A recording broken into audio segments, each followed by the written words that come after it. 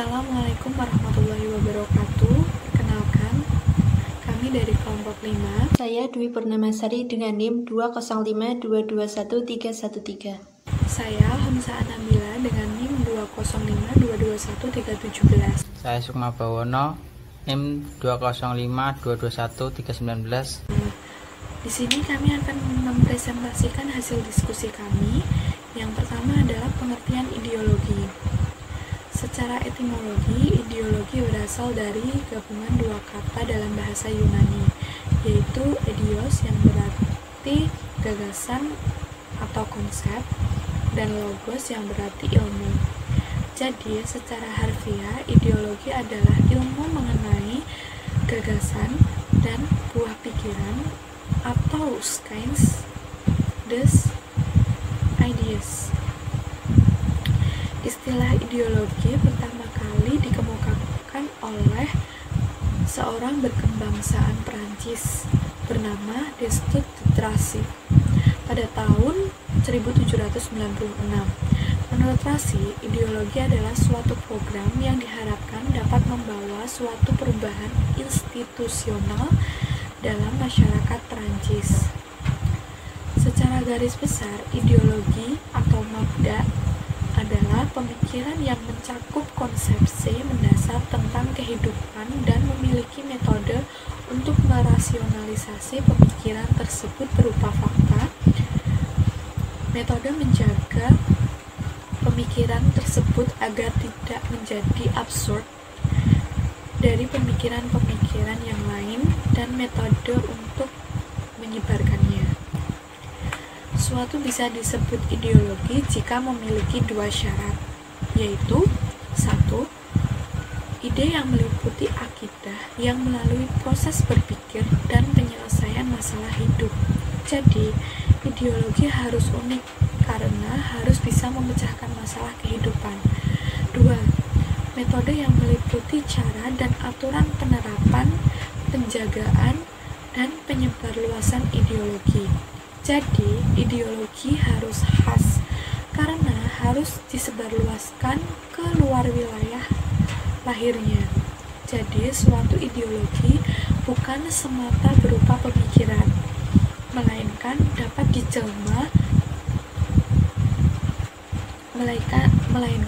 dijelmakan secara praktis dalam kehidupan. Poin 2. Perbandingan ideologi Pancasila dengan ideologi lain. Dilihat dari aspek politik hukum, ciri ideologi liberalisme yaitu 1. Demokrasi liberal, 2. Hukum untuk melindungi individu, 3. Dalam politik mementingkan individu. Ciri ideologi komunisme dilihat dari aspek politik hukum, 1. Demokrasi rakyat, 2. Hukum untuk melanggengkan komunis, 3. Berkuasa mutlak pada satu parpol.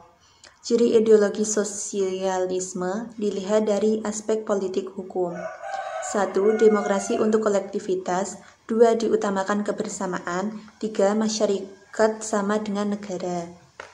Ciri ideologi fasisme dilihat dari aspek politik hukum, 1. Tidak setuju dengan demokrasi, 2. Hukum untuk melindungi pemimpin, 3. Kekuasaan ada di tangan pemimpin yang dijalankan dengan kekerasan. Ciri ideologi Pancasila dilihat dari aspek politik hukum, 1. Demokrasi Pancasila, 2. Hukum yang menjunjung tinggi keadilan dan keberadaan individu dan masyarakat. Sedangkan dilihat dari aspek ekonomi, ciri ideologi liberalisme yaitu 1. Peran negara kecil, 2. Swasta mendominasi, 3. Kapitalisme, 4. Monopolisme, dan yang kelima persaingan bebas. Ciri ideologi komunisme dilihat dari aspek ekonomi. 1. Peran negara dominan, 2. Demi kolektivitas berarti demi negara, 3. Monopoli negara. Ciri ideologi sosialisme dilihat dari aspek ekonomi. 1. Peran negara ada untuk pemerataan, 2. Keadilan distribusi yang diutamakan. Ciri ideologi fasisme dilihat dari aspek ekonomi. 1. Peran negara kecil, 2. Kapitalisme, dan yang ketiga monopolisme. Ciri ideologi Pancasila dilihat dari aspek ekonomi yaitu peran negara ada untuk tidak terjadi monopoli dan lain-lain yang merugikan rakyat. Sedangkan dilihat dari aspek agama, ciri ideologi liberalisme yaitu 1. Agama urusan pribadi, 2. Bebas beragama, 3. Bebas memilih agama, dan yang keempat tidak beragama. Ciri ideologi komunisme dilihat dari aspek agama. 1. Agama candu masyarakat, 2. Agama harus dijauhkan dari masyarakat, dan yang ketiga ateis. Ciri ideologi sosialisme dilihat dari aspek agama. 1. Agama harus mendorong berkembangnya kebersamaan. 2. Diutamakan kebersamaan. Dan yang ketiga, masyarakat sama dengan negara. Ciri ideologi fasisme dilihat dari aspek agama. 1. Agama candu masyarakat. 2. Agama harus dijauhkan dari masyarakat. Dan yang ketiga, ateis. Ciri ideologi Pancasila dilihat dari aspek agama. 1. Bebas memilih salah satu agama. Dan yang kedua, agama harus menjiwai dalam kehidupan bermasyarakat, berbangsa, dan bernegara. Sedangkan dilihat dari aspek pandangan terhadap individu dan masyarakat, ideologi liberalisme memiliki ciri yaitu individu lebih penting daripada masyarakat dan masyarakat diabdikan bagi individu. Ciri ideologi komunisme dilihat dari aspek pandangan terhadap individu dan masyarakat, yaitu individu tidak penting, masyarakat tidak penting, dan kolektivitas yang dibentuk negara lebih penting. Ciri ideologi sosialisme dilihat dari aspek pandangan terhadap individu dan masyarakat, yaitu masyarakat lebih penting daripada individu. Ciri ideologi fasisme dilihat dari aspek pandangan terhadap individu dan masyarakat, yaitu individu tidak penting, masyarakat tidak penting. Kemudian sosial budaya ditentukan oleh propaganda penguasa sehingga daya kritis masyarakat menjadi mundur.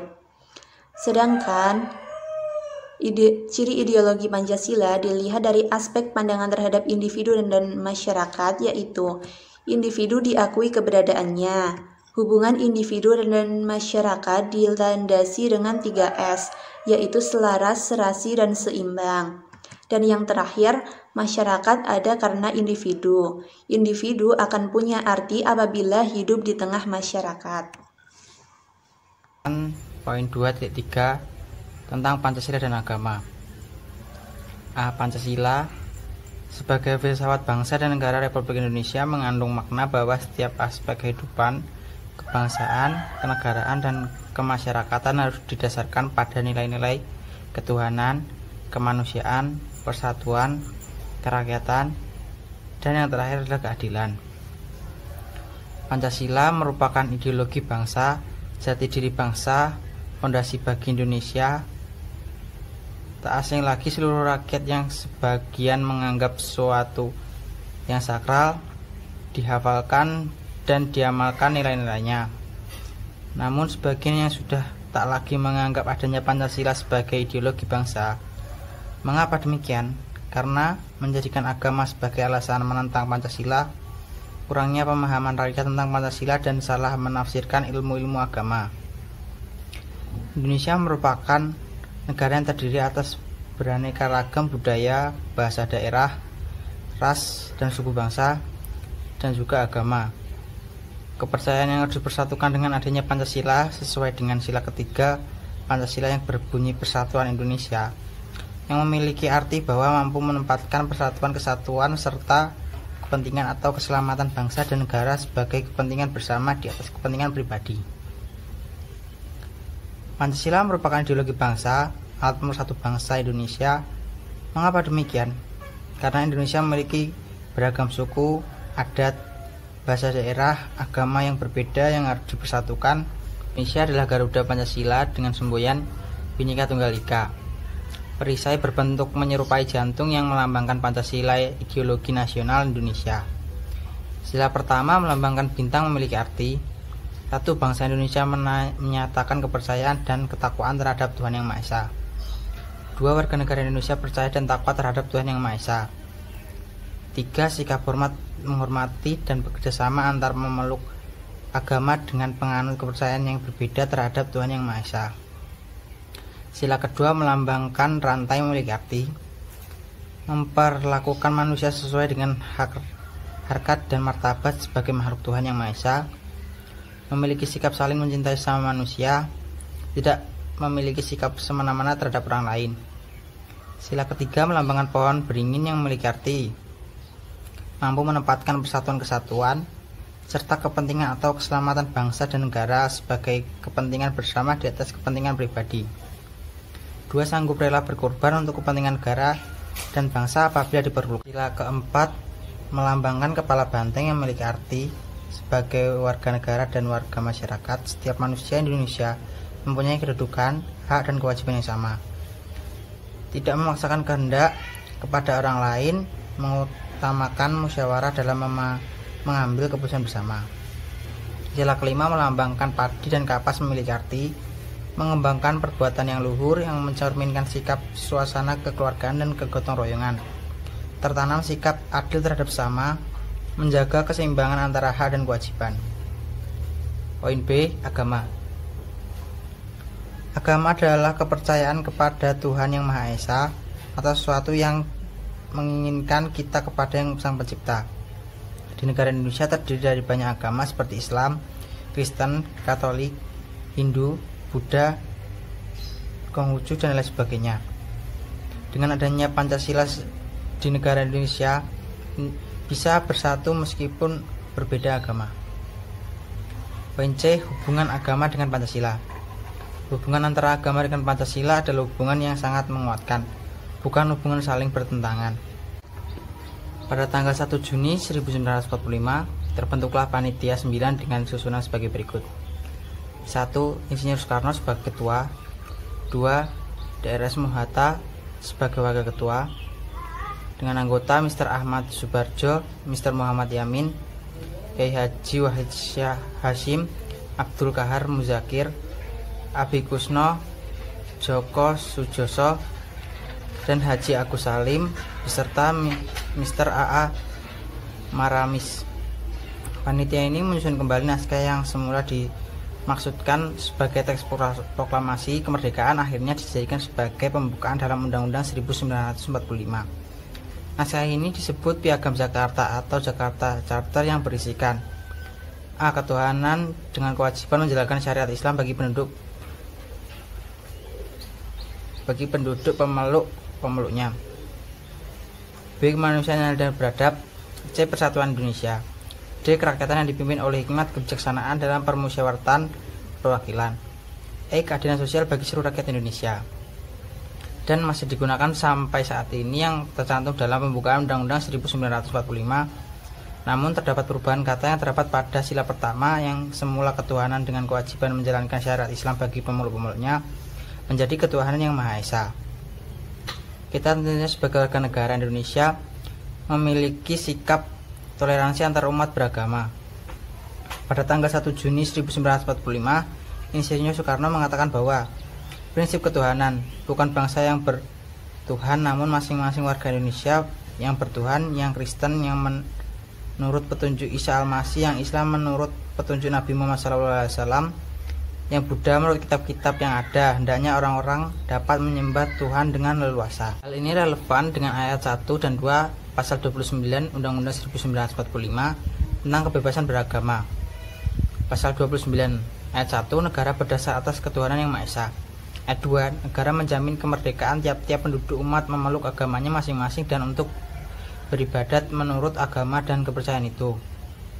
Penjelasan dari kedua pasal tersebut, ayat 1 dijelaskan bahwa Indonesia ketuhanan yang Maha Esa karena segala kegiatan harus didasarkan pada ketuhanan yang Maha Esa.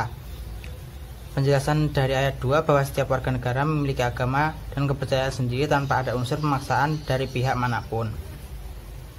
Dan terdapat juga pada Undang-Undang 1945 pasal 28E ayat 1 yang berbunyi setiap orang bebas memeluk agama dan beribadat menurut agamanya, memilih pendidikan dan pengajaran, memilih pekerjaan, memilih kewarganegaraan, dan memilih tempat tinggal di wilayah negara dan meninggalkannya, serta berhak kembali. Karena dalam ideologi Pancasila menjelaskan bahwa bangsa Indonesia memeluk agama, menganut agama sesuai kepercayaan masing-masing tanpa adanya unsur paksaan. Maka dari itu, Indonesia harus memiliki sikap toleransi dan menghormati umat agama lain yang sedang melakukan ibadah.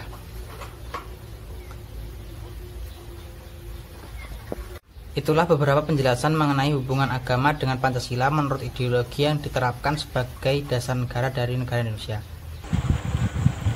Yang keempat adalah perbandingan antara Islam dan Pancasila. Ideologi Islam.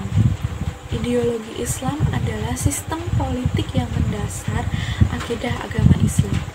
Istilah dan definisi ideologi Islam mempunyai istilah dan definisi yang berbeda-beda di antara pemikir terkemuka Islam.